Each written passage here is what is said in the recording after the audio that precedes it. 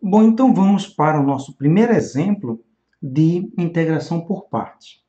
Normalmente, mas o que eu vou falar aqui tem exceções, por isso que eu falo normalmente, e as exceções eu vou te explicar ao longo desse módulo, mas normalmente você escolhe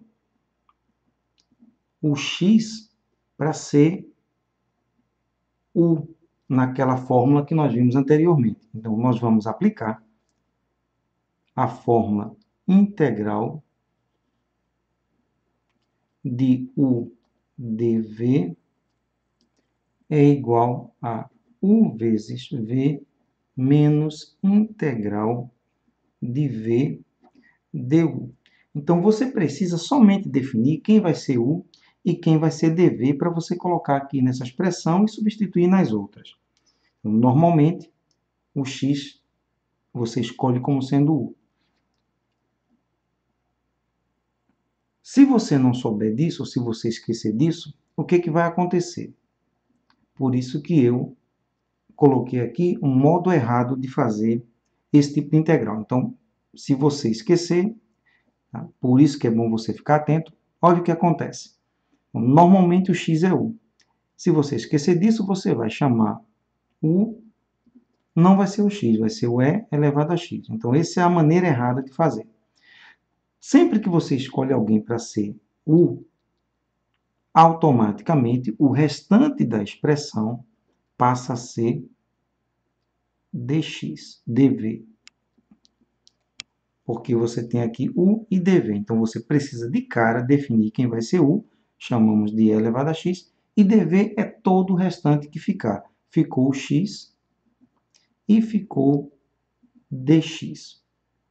Quando você faz isso, não há mais nada que você possa fazer a não ser seguir a fórmula.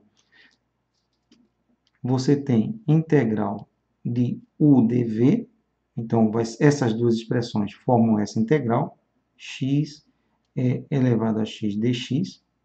Então, sempre o dv forma essa integral. Pode verificar aqui que você vai fazer x é elevado a x, vai dar isso. E você, do lado de cá, você vai precisar, você tem u e tem dv. Você vai precisar de v e de du, o contrário. Então, como é que você faz isso? Se u foi e elevado a x, quem vai ser o du? Nós já sabemos que é a derivada de u dx. Então, vai ser derivada de u, o próprio e elevado a x, dx. Então, esse é o du que você vai colocar na segunda integral. E você também precisa do v, tanto para colocar aqui, quanto para colocar aqui. Então, vamos descobrir quem é v. Se dv foi x dx, ou seja, você derivou uma função, a função v é a derivada, vai ficar aqui, a derivada da função v, dx. Então, que função você derivou para obter x?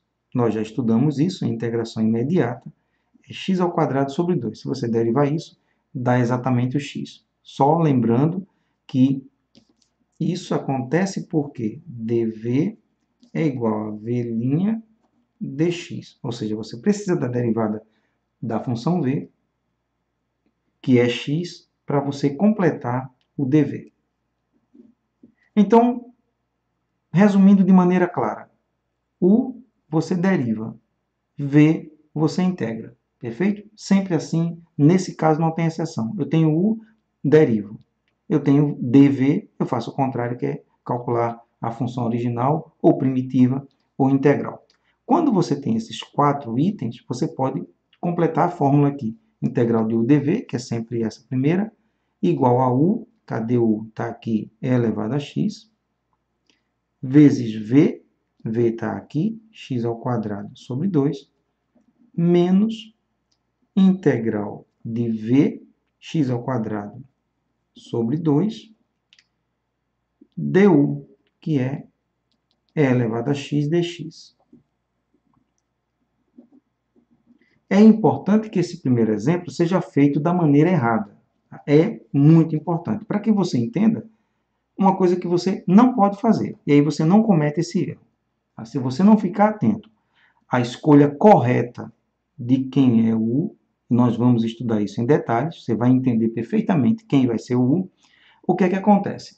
Essa fórmula, quando utilizada da maneira errada, ela pega uma integral, está aqui, e ela cria uma integral que é mais complexa do que a inicial. Essa integral é mais complexa, é mais complicada. Perfeito? Porque aqui você tinha x, aqui você tem x ao quadrado. Então, ao invés de você utilizar essa fórmula para facilitar as coisas, você acabou piorando. Então, fique atento.